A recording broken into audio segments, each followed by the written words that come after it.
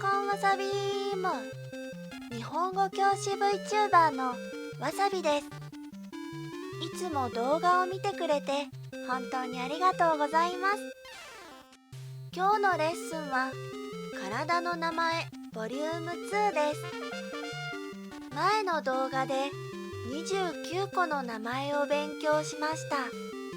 覚えていますか？今日は首から下の体の名前を勉強します。もちろん最後に上級レベルの名前、クイズもあります。それでは今日も一緒にレッツスタディ。まず体は2つに分けることができました。名前は何でしたか？そうですね。上半身と下半身です。今日は上半身と下半身、つまり全身にある部位の名前を勉強します。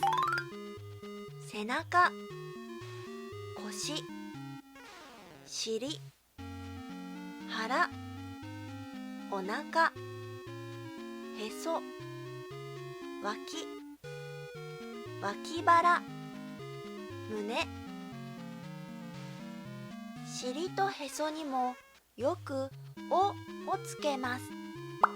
お尻、おへそです。でもお腹だけは「お」をつけると読み方が変わります。そしてこの3つは「お」をつけた方が少し丁寧な言い方です。おすすめです。ではもう一度、今度は一緒に言ってみましょう。背中、腰、尻、腹、お腹、へそ、脇、脇腹、胸。次は上半身にあります腕です。腕、肘、肩。これは単純に部位の名前です。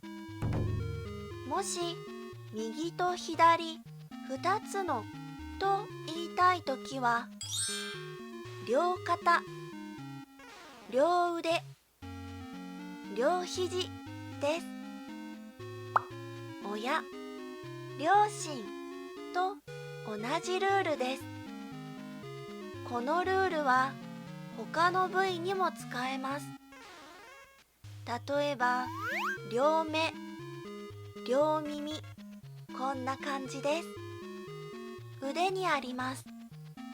手、手首、手の甲、指、手のひら、爪。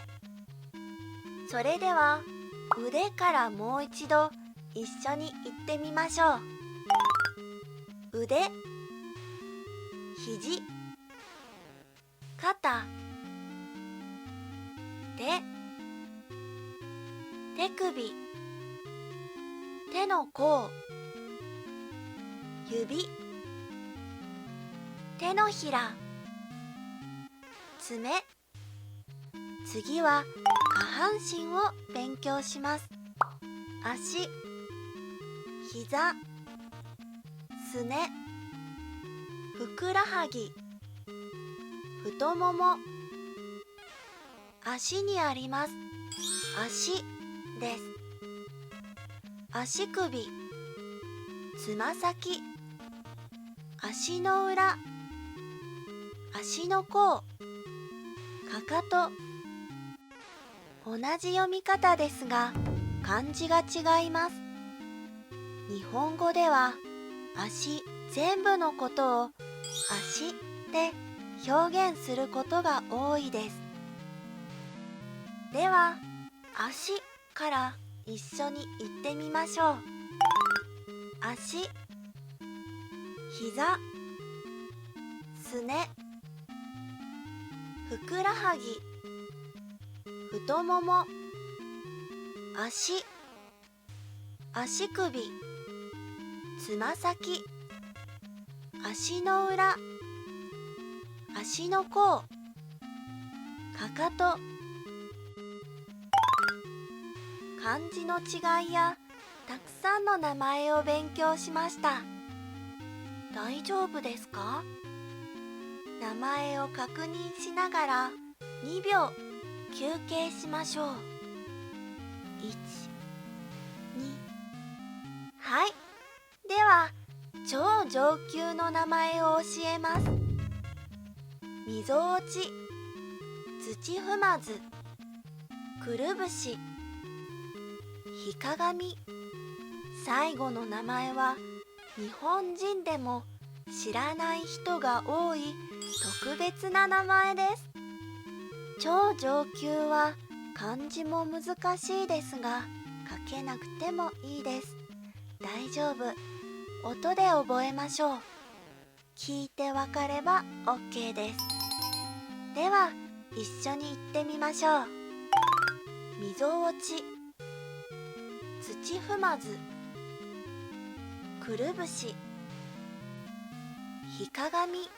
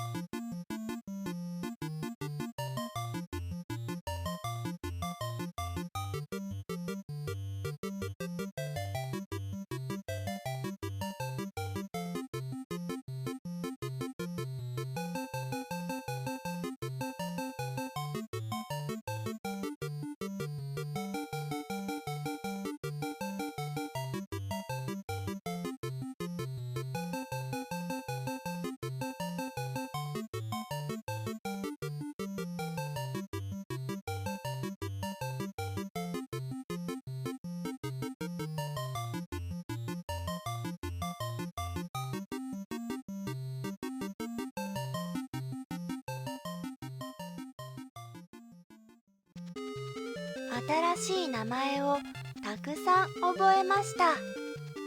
これで病気になっても怪我をしてもどこが痛いか説明することができますね。来月はついに新しいオノマトペのビデオを公開します。体の名前をしっかり覚えておくと次のビデオがもっともっと面白くなります。楽しみにしていてくださいね。